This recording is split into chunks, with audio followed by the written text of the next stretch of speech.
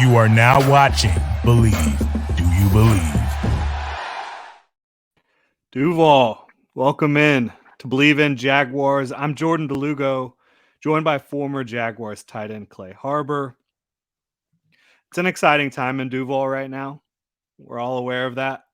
A lot of good things going on with the Jaguars, but we would be remiss if we didn't start this show just talking a little bit about what's happened around the league the last 24 hours or so, with what happened to Damar Hamlin on the field, what happened to Uche Nwaneri, former Jaguars offensive lineman, a guy who started a ton of games for the Jaguars.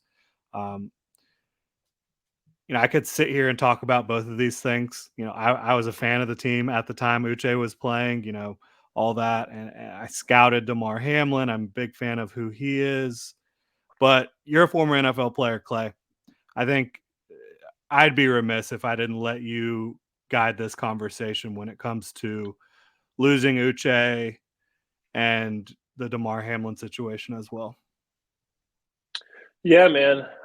Tough day for this football NFL family. As a retired player, I still feel connected to, even the current players such as Damar Hamlin and obviously Uche. And I played with Uche for 2-3 years in Jacksonville, and our lockers were right across from each other. We had a lot of great conversations over the years, and just want to say my prayers are out to Uche's family. Uche was a great guy. He was a great player, physical guy, loved taking the field with them, was just a guy that brought it every day in practice. He knew Uche was going to be there. He was going to do his job. Look across in the huddle. He was just a guy you could depend on, a physical guy. Defensive linemen didn't like to go against Uche.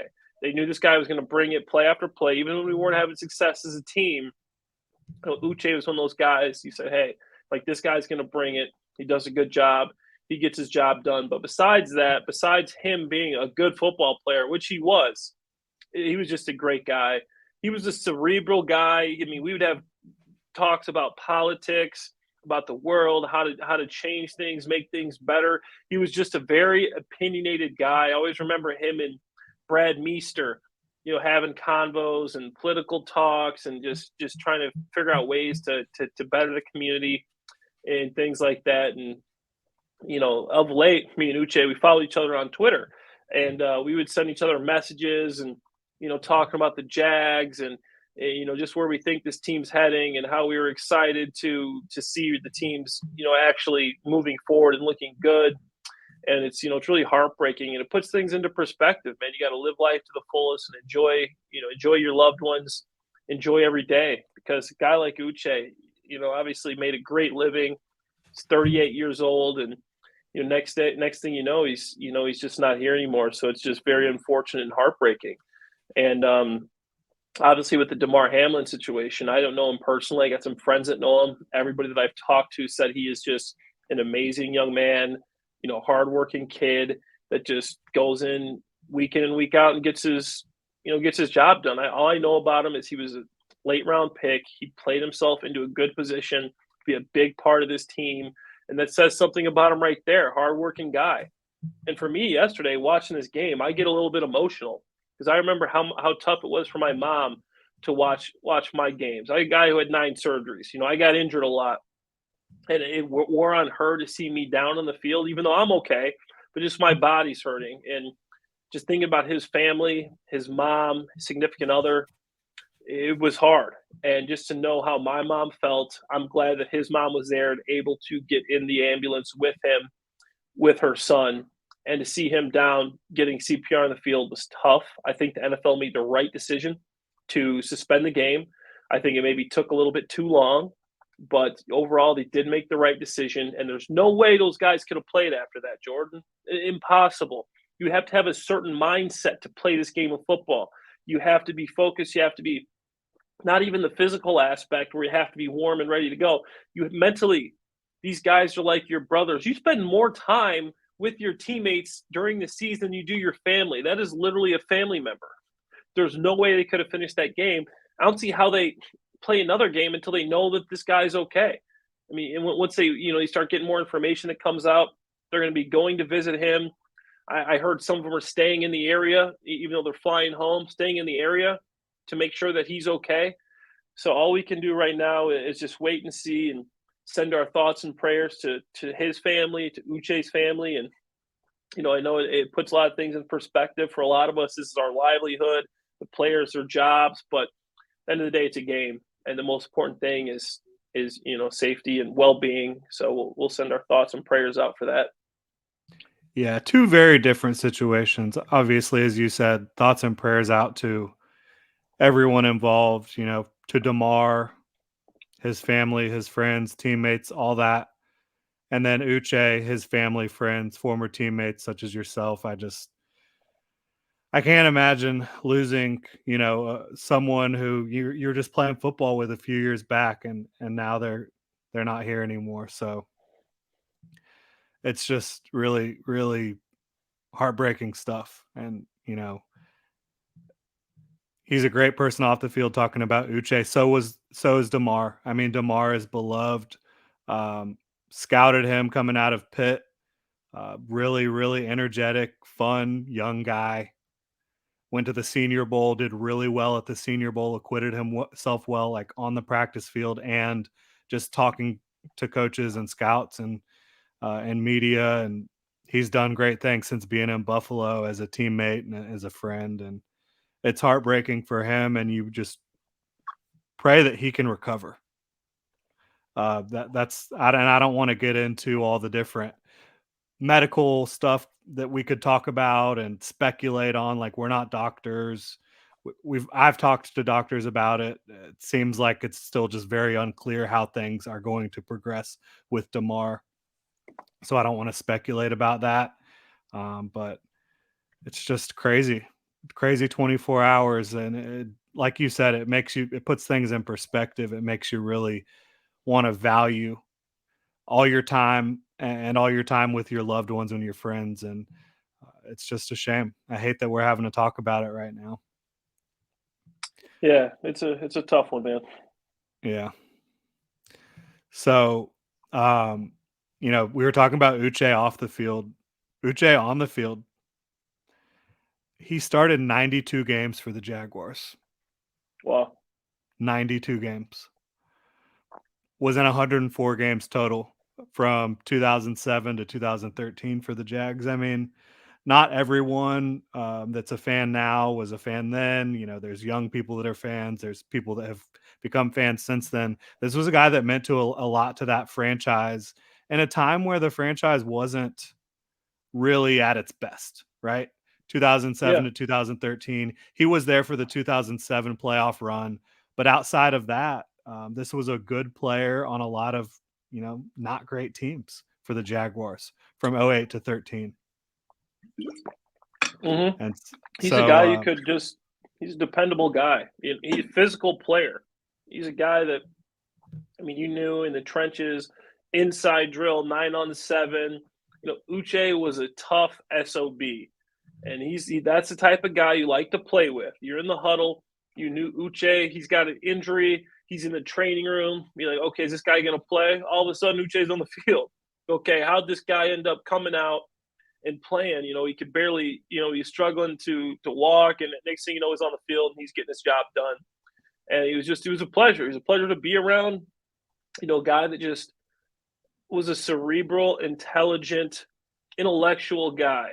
And I think in football players, sometimes you miss it. His exterior, you see this 6'4", 320-pound, black dude with dreads, and you kind of miss the fact that he's just an intellectual guy that just always had his ear to the everything going on around him, his community, and was a guy that was just smart and a fun guy to conversate with. And I had a lot of good memories with Uche, coming in 2012, 2013, one of the first guys I met. You don't know anybody. Hey, man, one of the first, hey, I'm Uche. And nice to meet you, man. I'm Clay. And our lockers are directly across from ours, and always had a good time, good interaction with him. Just a good dude, a true professional. And, I know he will be missed. He's a guy that followed the Jags, too. Like, he followed you look, he always tweeting about it. He was always talking, we'd message. And it was a guy that liked to follow the team, follow the Jags. So, it's unfortunate, and, he'll be missed. Yeah, I know we've had some interactions together on Twitter, and I know a lot of Jaguar, just, people that cover the team, fans of the team have had interactions with him. And so that probably made it even more personal for a lot of people. And like we said, thoughts and prayers out to his family, friends, former teammates, yourself. Um, Unbelievable. But rest in peace, Uche Nwaneri. And Damar Hamlin, get well soon. Just prayers, thoughts and prayers. But we do have a job to do here. We do have to talk some Jaguars football, right?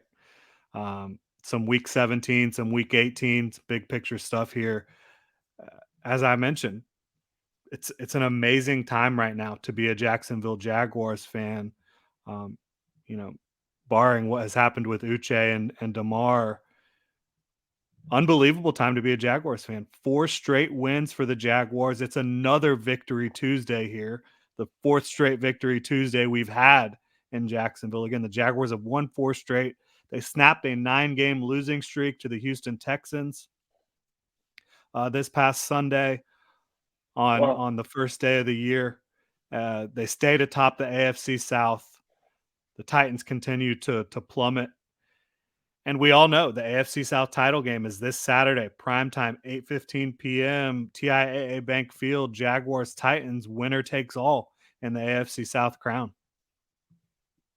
Man, you can't ask for more than that. And as a Jaguars fan and obviously a former Jaguars player, I mean it is exciting. It is great to see the team in this situation. You have a home game for the opportunity to go to the playoffs. And I don't want to, count our chickens before they hatch, man, but I am just excited for the prospect of this because I think, if they get there, when they get there, I think the Jaguars can make some noise. I don't think they're a team that is just trying to get to the playoffs to get to the playoffs. I honestly believe that they think and they believe, and Doug Peterson, Trevor Lawrence, they think if they get to the playoffs, they can win a game. They can win 2 games. So I'm not going to go further than that because obviously we got to focus on the game at hand. But I'm really excited because if they can do what I think they can win this game against Josh Dobbs, Trevor Lawrence versus Josh Dobbs.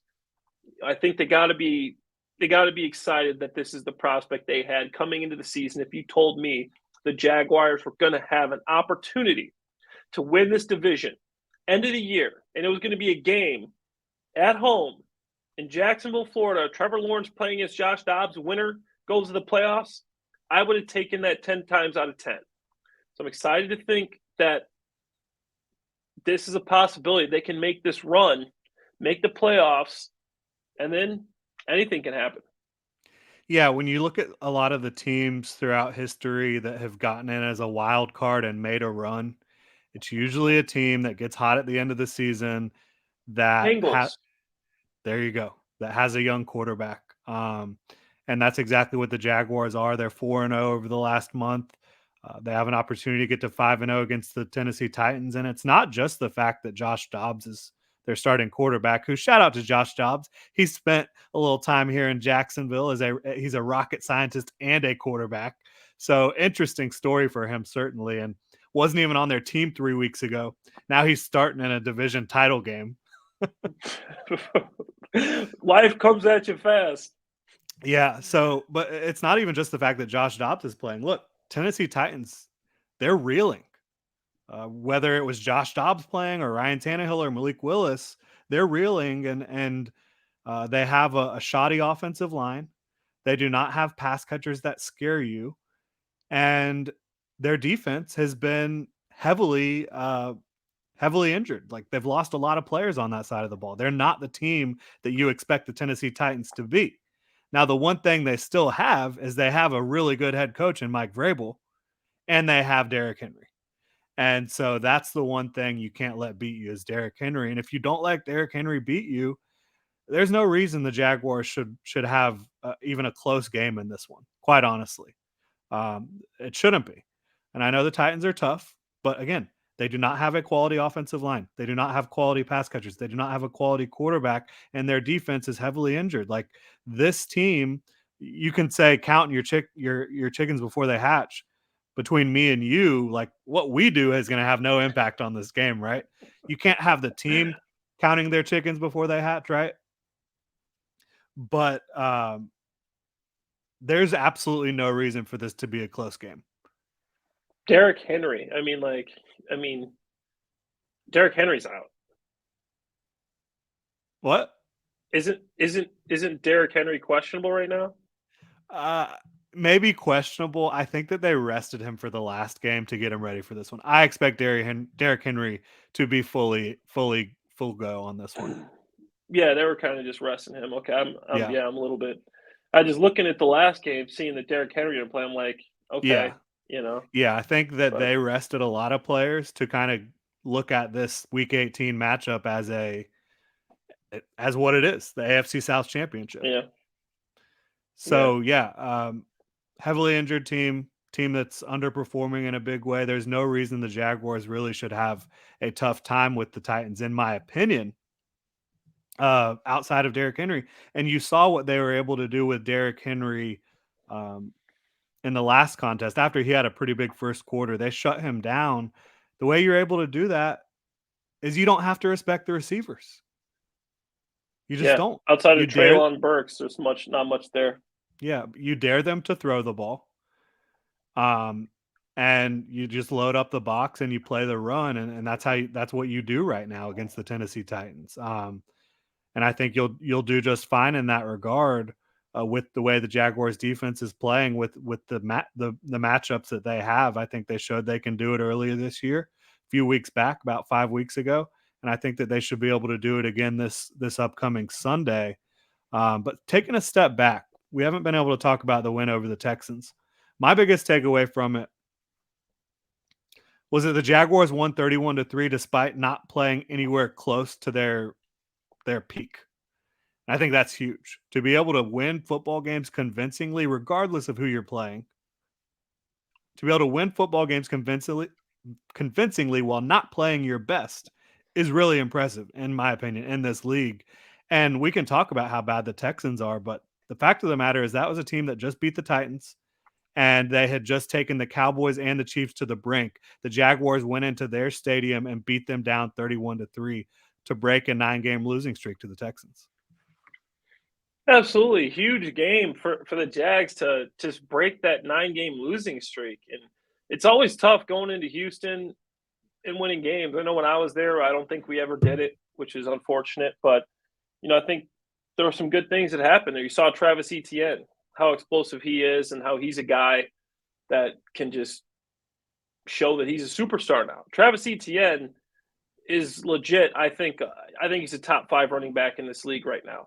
I know, he's top 5 in yards per carry, he's 8th in yards. He's a top 5 running back in my opinion. Travis Etienne is explosive. His first step, he can catch the football, he can run the football. It's a guy that wasn't even a starter at the beginning of the year. He didn't play last year because he had a Liz Frank injury, which is a serious injury. For him to come back and be able to do what he's able to do now is very impressive. And outside of Trevor and Doug, I think he's right up there with, the next guy. That's one of the main reasons this Jaguars team has become what they've become. Is it just brings a whole new element to your team with his explosiveness. It's good to see Christian Kirk go over 1,000 yards in the season. He only had a couple catches, but hey, he's over 1,000 yards. I think that's a big, people criticizing Kirk coming in, you overpaid. He's just been a consistent guy. He didn't hear any of the noise. He's just been a consistent route runner. He's had a couple drops here and there, but for the most part, consistent pass catcher, and has been their most consistent wide receiver. And I think that was a great move. I think Kirk has shown that he's done a good job. It's good to see him go over 1,000 yards. It was good to get Marvin Jones 6 catches, get him involved. Now you got Zay Jones playing well. Got Kirk Did playing have well. A drop. Yeah. He's been dropping it a lot. Down. He's been dropping it a lot. And, like, getting Marvin going. You see him as like a guy who in certain games looks like a legitimate wide receiver 1, but in other games it looks like you don't even really want him on the field. And I know Zay takes a ton of pride in his work. He's incredibly hardworking. Seen him work during the summer, and he gets after it. But yeah, I've been thinking about it. Like, do I want him to be the Jaguars wide receiver 3 in 2022? Right now, he's their wide receiver 2, in my opinion, behind Christian Kirk. Next year, they're going to have Calvin Ridley. Do you want him to be the wide receiver 3? I don't know. It's tough for me because he makes incredible plays. He has games where he looks like an all-star. And then he has games where it looks like you don't feel comfortable throwing him the ball at all. Yeah, that's tough. But a wide receiver 3, I think he's got a lot of upside. If he could just be more consistent. Because for that wide receiver 3, you don't need the guy to be too explosive. You just need him to be consistent. Listen, when the ball Depending comes on your way, what you you have with it. the rest of your team, in my opinion. Yeah. So, I mean, I like Zay, but he's just got to catch the ball. He's got to do a better job. And this guy's a guy who had the career record for receptions in the NCAA in college. So that's why it's surprising that he is dropping a lot of these balls. And I don't know, but you bring Calvin Ridley in there. They're not really like tight window. They're not real difficult catches. Lack of focus. Which is just so strange. He seems locked in. I don't know. Yeah. But that'll be something, in my opinion, to watch throughout, the rest of this year. How is Zay performing and into the 2023 offseason? The good news, though, however, in my opinion, is you do have Marvin Jones. You do have Christian Kirk. You do have Trevor Lawrence, who's going to find whoever's Evan Ingram. I mean, you have other options, right? So I'm not sitting here and trying to bury this offense and say, because Zay Jones is the wide receiver 2, this isn't going to be an offense that can compete in the playoffs or anything like that. Not saying that at all. I'm just saying the consistency is a bit frustrating there from Zay Jones, and he had another just easy drop this past weekend. So will he be a hot hand in the playoff? Hopefully. If you get him playing at his peak during a playoff game, you're going to win that game. I know. That's just, you don't like that if, though. And then you saw there was another couple routes there that him and Trevor weren't on the same page. The seam route, Trevor overshot. He thought Zay Jones was going to, he thought Zay was going to keep going. And Zay it was clearly a miscommunication. So I don't know whose fault it was, but they weren't on the right page there. So, I mean, that's definitely something to look at. And that happens from time to time. You haven't seen that sort of thing a ton from this offense lately. So not overly concerning, but definitely something you want to go back and correct. Because if you have an opportunity to avoid an interception, you want to do that, right? Like in the playoffs, that interception could be one of the most high leverage plays in the entire game. Absolutely. And that's something Trevor Lawrence, I saw the stat, he had gone 265 passes without throwing an interception. 185 of those have been road games.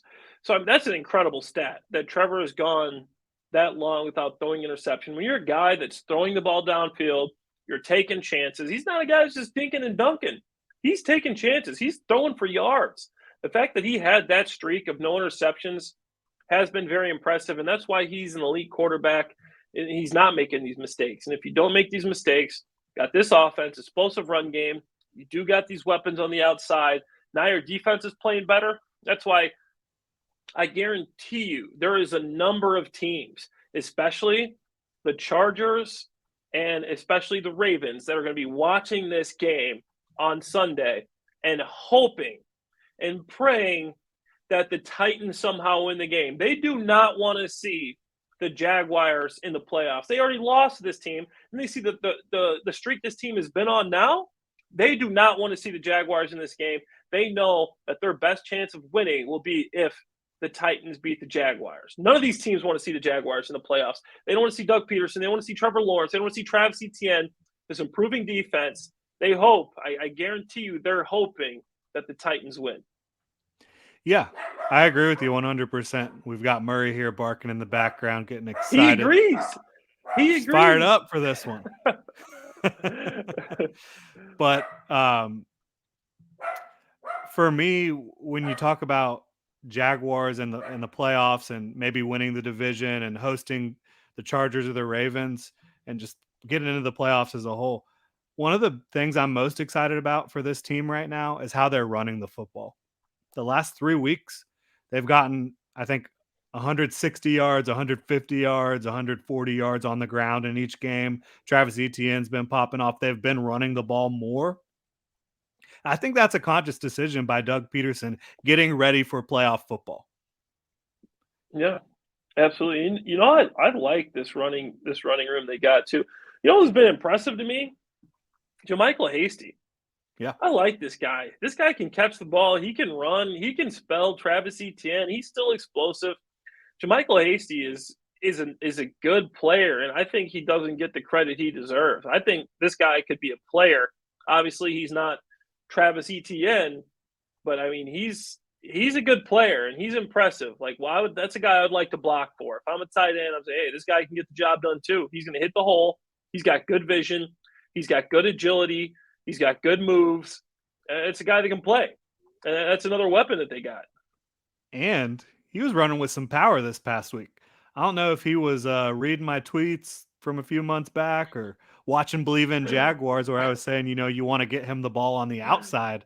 But they've been running with him up the middle a little bit lately and finding some success. He was able to pick up a first down early in this one. And then also he ran really tough on the touchdown. He was breaking tackles to get into the end zone. As a smaller back, you love to see that.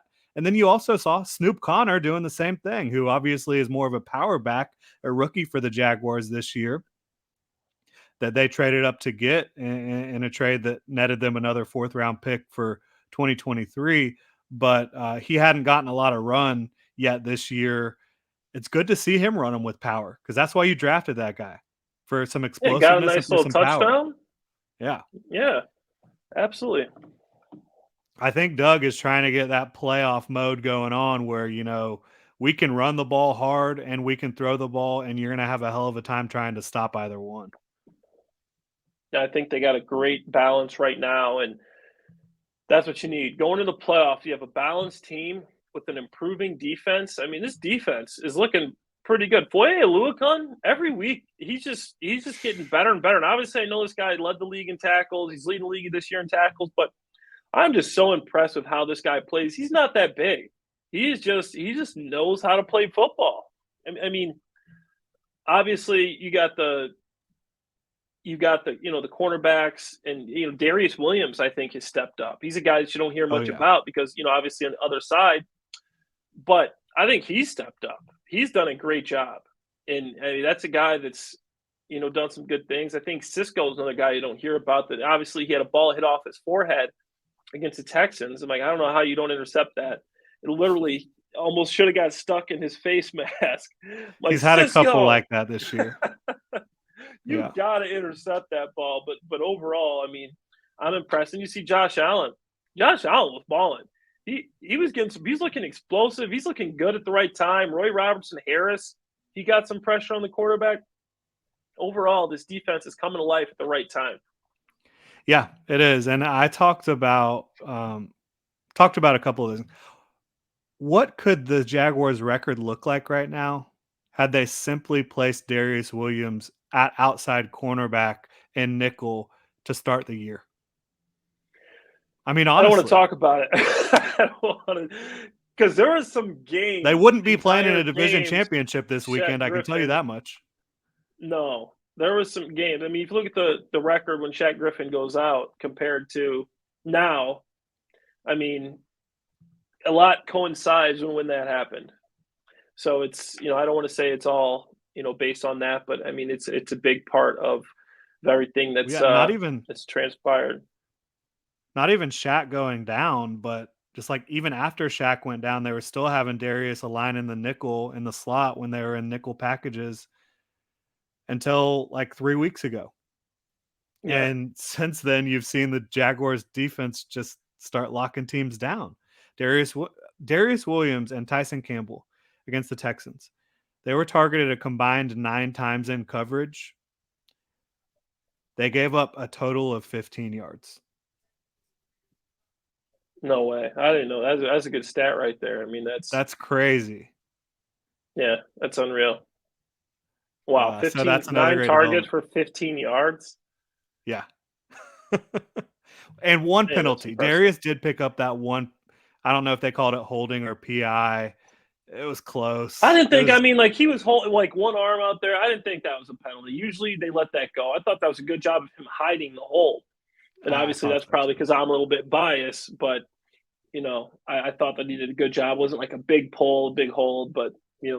he got caught. So I mean, that's a result. Ultimately did not matter. Again, great performance by those two, as you mentioned. Foye, like you said, God, I mean, the level he's playing at right now, he's rivaling what we've seen from any Jaguars linebacker throughout the history of this franchise, the way he's playing right now, in my opinion. And you've had some fantastic linebackers play in Duval. Absolutely, like Puz back in my years. I mean, there's been some good players, and I agree with you. I think he's up there with any of them, and I just love his game too. The way he gets around blocks. I mean, he'll juke offensive linemen. He'll Yeah. literally he'll shake them and then get underneath them. He'll take them on too. But I just love his game, and he's quick. He's smart. He's cerebral. He's a guy that's intelligent. Obviously, the Ivy League. So I mean, he's an impressive player. And as far as this defense, I think it all starts with him. Yeah. Like we talked about last week, I think you lose Foye. I don't know where this defense is right now, just from an organizational and an operational standpoint. But you also mentioned Josh Allen playing well. He picked up 9 pressures, a strip sack. He's now gotten a sack in 3 of the last 4 games for the Jaguars. I know there was a lot of talk about potentially trading him at the trade deadline, maybe trying to move on from him after the 2022 season. I'm firmly in the camp, and I tweeted this out earlier. 2023. I know we're getting a little ahead of ourselves talking about 2023, but 2023, this should be a year that the Jaguars are going all in for a Super Bowl, should it not? Absolutely. I mean, I Okay. think this year we I mean, there's a chance. I don't want to count my Right. chickens before they hatch. They get in the tournament. I think they could do a Bengals type run, but yeah, like 2023, you got all the pieces. You got all the pieces. Don't subtract. Add. Like, you don't have to Yes. sign Josh Allen this offseason. He's got another year on his deal. The worst case scenario is if you do nothing with this situation is he plays in 2023 for you and probably plays pretty well because you have a really good team right now. And he goes and signs somewhere else and you get a comp pick, probably a third or fourth round comp pick. I don't think you trade him before, because I just think you need to be all in on winning a Super Bowl in 2023. And I'm not saying they shouldn't be right now. They absolutely should be.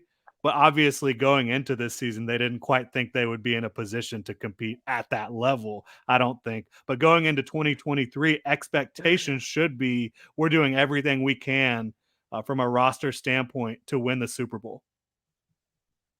Yeah. No, I agree there. I agree there 100%. And you got him under contract for a year.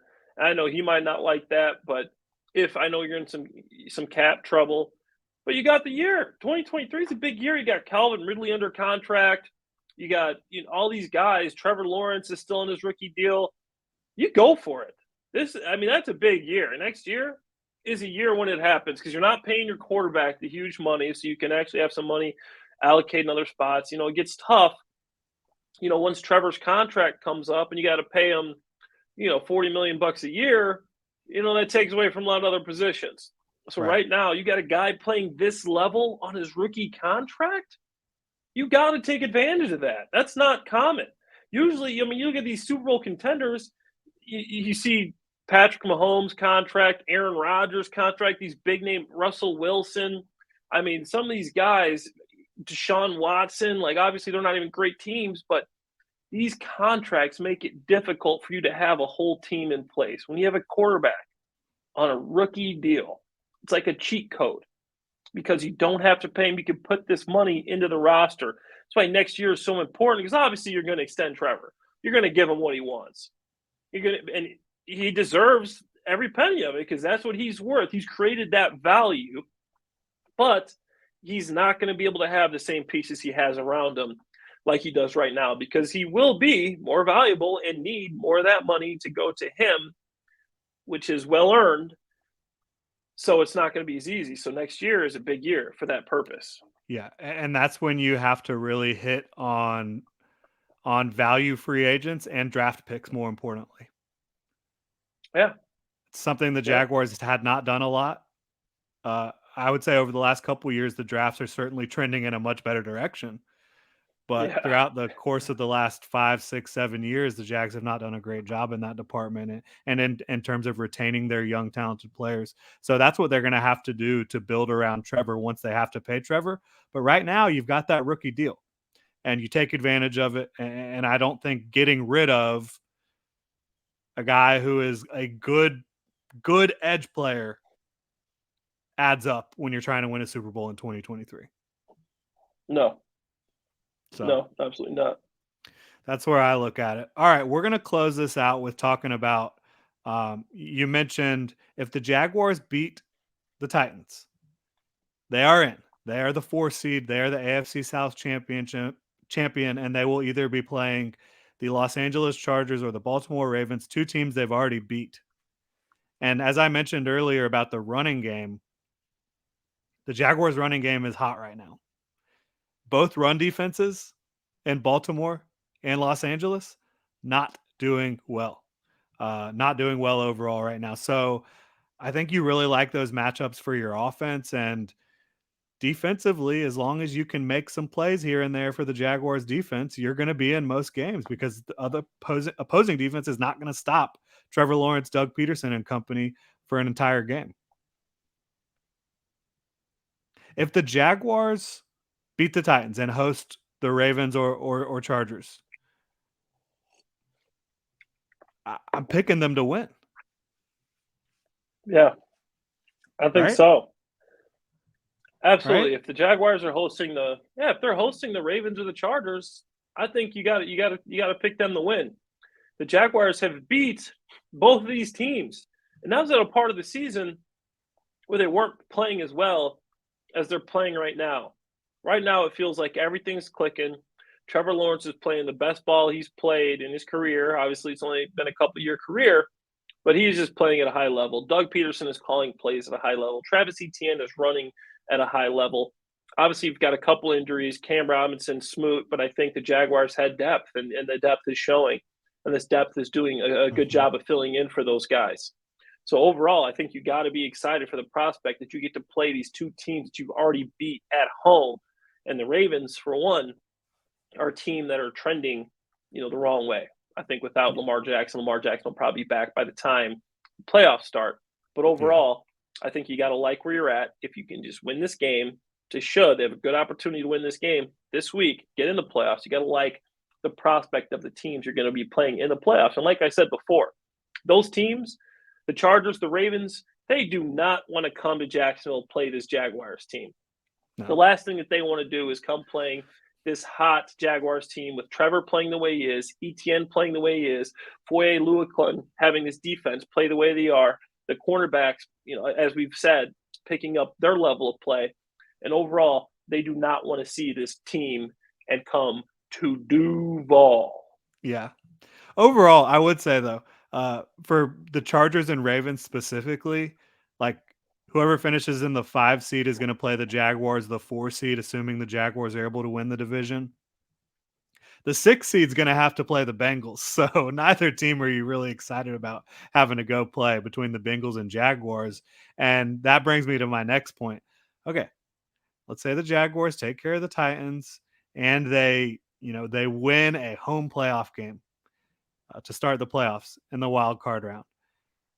The next matchup would be against either Cincinnati or whoever between the Ravens and Chargers you don't play. So you'd obviously, I'm just trying to tell you, you're going to be rooting against Cincinnati in the wild card round, bottom line, because you're not going to want to have to go into Cincy and play Joe Burrow and Jamar Chase and all these guys. You'd much rather stay home and play one of the Chargers or Ravens, right? Absolutely. You'd hope they'd be able to take down Joe Burrow. I know we didn't get to see much of him last night, but I mean, he started off hot again last night. This guy's a player. He's one of the best quarterbacks in the league. I think he eventually he'll, I think he's top 5. You got to say Joe Burrow's top 5 quarterback, and he's young too. I mean, this guy's a young quarterback. He's got weapons and he knows how to use them. That's not a game you want to play, and they got to be one of the favorites to go back to the AFC Championship game this year. So it'd be nice if Jaguars and they're really well. And then, Yeah, and so he knocks them off. Yeah, they were really well coached defense as well, so that makes things a little bit more difficult. But yeah, that's kind of the playoff picture if the Jaguars do beat the Titans. But the Jaguars can still sneak in as a wild card, and in order to do that, they need the Dolphins to lose, they need the Steelers to lose, and they need one other team to lose. It's the Dolphins, the Steelers, and the Patriots. They So need if the all three of Dolphins. those teams lose and the Jaguars lose, the Jaguars would still make the wild card. Yes, they would be the 7th seed. But that would, I mean, that's, what are the odds of all three of those teams losing? I don't think it's crazy, but when you're talking about the NFL and talking about 3 separate games all going the way you need them to go, it's a Yeah, little sketchy, right? That's not yeah, how you wanna get in. And then if you get in that way, you're having to go on the road in the yeah, first week of the playoffs. You don't wanna do that. You gotta beat Tennessee. Gotta handle Tennessee. And there's no reason yeah. not to. As we mentioned, Tennessee is not a formidable football team right now. I have one They're thing you not. have to worry about. And yes, they have Justin Simmons and they have Kevin Byard and some guys on defense that I love, but it's not all put together right now. There's too many injuries on that side of the ball, the defense side of the ball. Offensive line's horrible. Quarterback's not there. You only have Derrick Henry. Yeah, stop Derrick Henry, win this game. That's what it is. You can stop Derrick Henry, which isn't easy. I'm not saying that's an easy task. I'm glad I'm not the guy out there saying, just stop Derrick Henry and you can win the. Hey, but that's what they get paid to do. If they stop Derrick Henry, they're going to win this game. Yeah. And it's different. Stopping Derrick Henry in 2022, and especially now with Ryan Tannehill out, is different than stopping him in years past because guess what? AJ Brown ain't there to save the day. Like, you don't have to Yeah, worry about their receivers the way you used to have to worry about AJ Brown. I just don't thank know goodness. if the Jaguars focus and prepare the way they should this week. I don't know how this is a close game. I'm with you. I'm with you. And let's be And look, you thankful can, for the Eagles yeah, taking AJ Brown. yeah, you can sit here and say, "Oh my gosh, you guys are like you said, counting chickens before they hatch, counting your eggs before they whatever." It doesn't matter what me and you sit here and talk about. Like, we're not impacting the team, right? Um, No, It's what they do inside that building. And if they do what they need to do inside that building, and I have confidence they will because they have a good coach and a good leader in Trevor Lawrence and other good leaders on that team, I think that they're going to handle business and take care of the Titans and they're going to host a home playoff game. a coach that's been in these situations before too. That's the thing. Yeah. He knows how to keep these guys focused. He's actually played in bigger games than this. He played in the Super Bowl. Many Okay, he times he's knows played the in bigger games. mindset. Many times, if you go back to when he's an offensive coordinator or when he's a backup quarterback to the Packers winning a Super Bowl there, this Doug Peterson has played these games before. He knows the mindset that this team needs to have to prepare them for this game. That's another reason you got to be confident. He's been there before. He's been in bigger situations than this, and I think he will have these guys ready to go. Yeah, I do too. My last thought here, wanted to ask you. A lot of people have made a big deal about it. What do you think about the Jaguars losing a day of preparation by having to play on Saturday in this one? I think it's I'm not a big fan of it. Obviously, I don't think it matters as much, but the fact that they did play and then a lot of the Titans guys, they got a little bit extended rest, and then Yeah, especially and even the the guys Titans that didn't played play in the Thursday. game, they played Thursday, and a lot of the Yeah, Titans so they guys got didn't an even even play extra on time. Thursday. So that to me, that's unfair. But I don't think it'll matter. So I'm just going to try to not to make a big deal out of that. But overall, if you're looking at it, this team played Thursday night football. I don't think that's fair. You got now they're playing a little bit early. These guys are rested. These guys got their full week. Yeah, The Jaguars are the team that didn't get their full week. So as a yeah. player, I wouldn't be thrilled about that. But Doug knows how to taper back practice for situations like this. I think he'll have a good plan moving forward.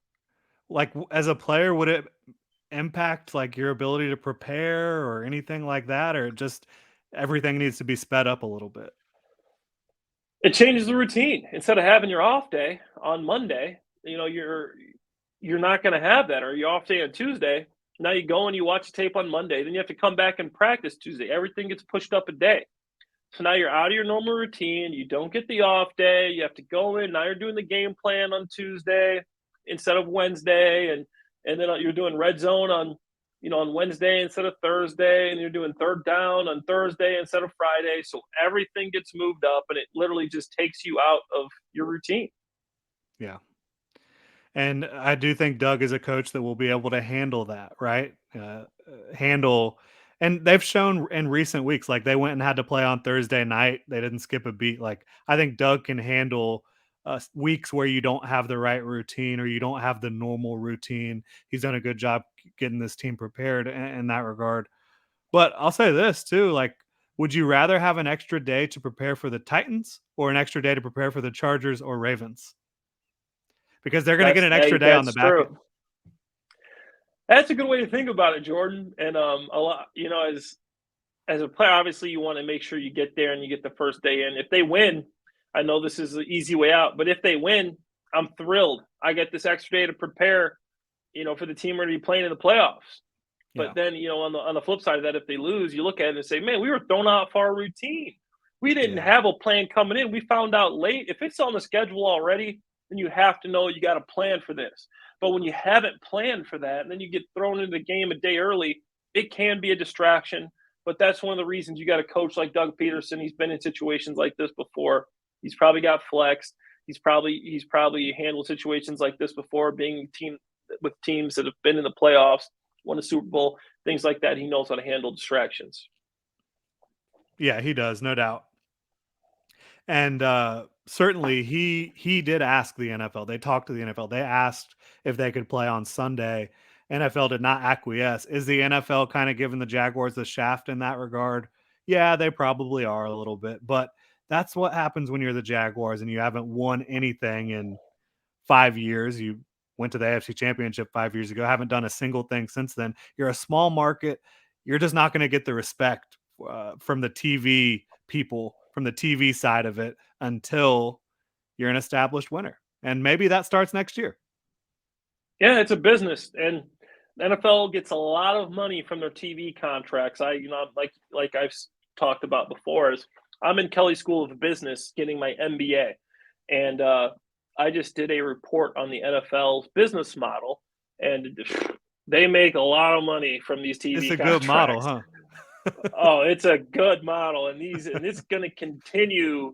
You should just YouTube TV to get the NFL Sunday ticket is paying $3 billion. Like, this is incredible. Like, Amazon Prime to get the Thursday Night Football paid $1 billion.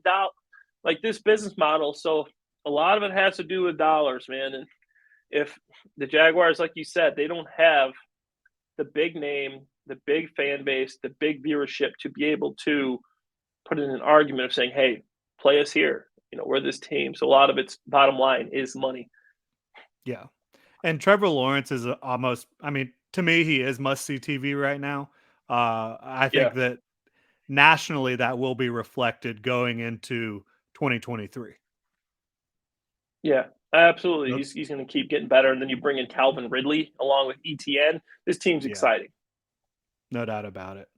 But that'll do it for us here today. Like to remind you to follow Clay on Twitter at ClayHarbs82, myself at Jordan DeLugo. Make sure to subscribe and review to the show on your podcast platform of choice. You can also check us out on the Gen Jag YouTube page if you want to watch the video format. Could not be doing this without y'all. Y'all support means the world. Again, prayers up for Damar Hamlin. Hopefully he can recover and get his life back going, and hopefully for the family of Uche and all his friends, everyone, just thoughts and prayers. Really difficult 24 hours for the Jaguars family and for the NFL family as a whole. So just tough times, but at least you'll be able to get back out there this weekend and, cheer on your Jaguars against the Titans and do it in a primetime primetime game, and it should be a lot of fun. I'm excited for it. You know what we got to do before we get out of here, though, Duval? You know, we got to hit them with the let's go Duval. Let's hope we get one of those this weekend, baby. Hell yeah. All right, Clay. Hope you have a great one. Thank y'all so much for tuning in. This has been Jordan DeLugo and Clay Harbor for Bleav in Jaguars. Have a great rest of your Victory Tuesday, Duval.